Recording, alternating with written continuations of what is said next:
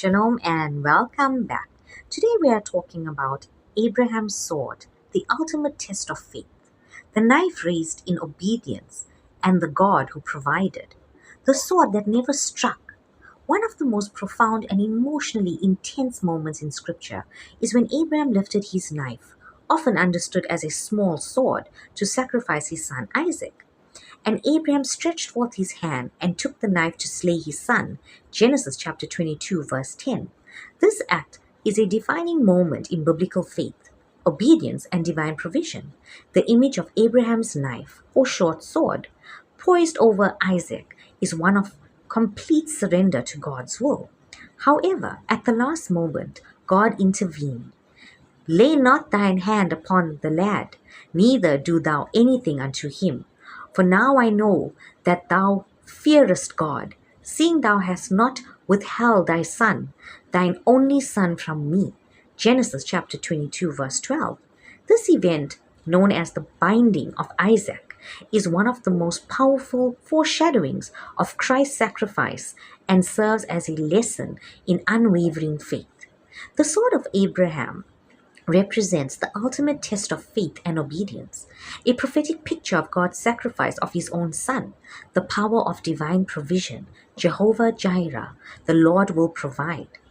Now, this will explore the doctrinal and devotional significance of Abraham's knife, explaining its role in testing, trust, and the foreshadowing of Christ's atonement.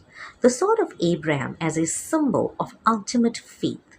Abraham's unwavering obedience. Genesis chapter 22 opens with God giving Abraham an unthinkable command. Take now thy son, thine only son Isaac, whom thou lovest, and get thee into the land of Moriah, and offer him there for a burnt offering upon one of the mountains which I will tell you thee of. Genesis chapter 22, verse 2.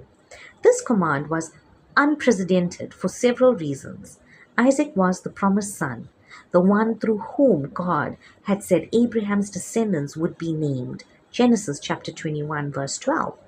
Human sacrifice was detestable to God, making this command seem contradictory. Abraham loved Isaac dearly, yet he was willing to surrender him without hesitation. Now, his journey of obedience, Abraham did not delay. He rose early in the morning and set out in Genesis chapter 22, verse 3. He told his servants, "We will come again to you," in Genesis chapter 22, verse 5, indicating his faith that God would somehow intervene. Isaac carried the wood for his own sacrifice, Genesis chapter 22, verse 6, just as Christ would later carry his cross. This shows that faith is not just believing in God, it is acting in obedience even when we do not understand. Now, there's a devotional application here. True faith requires full surrender. God's commands sometimes test our trust in Him. Obedience is required before understanding is given. Now, the knife in Abraham's hand is a moment of absolute trust. As Abraham reached the altar, he bound Isaac and laid him upon the wood. And Abraham stretched forth his hand and took the knife to slay his son. The knife, or a small sword in Abraham's hand, was a weapon of obedience. It symbolized his willingness to give up everything for God. It represented trust in God's promise, even when it seemed impossible. It demonstrated that Abraham valued God's command over human reasoning.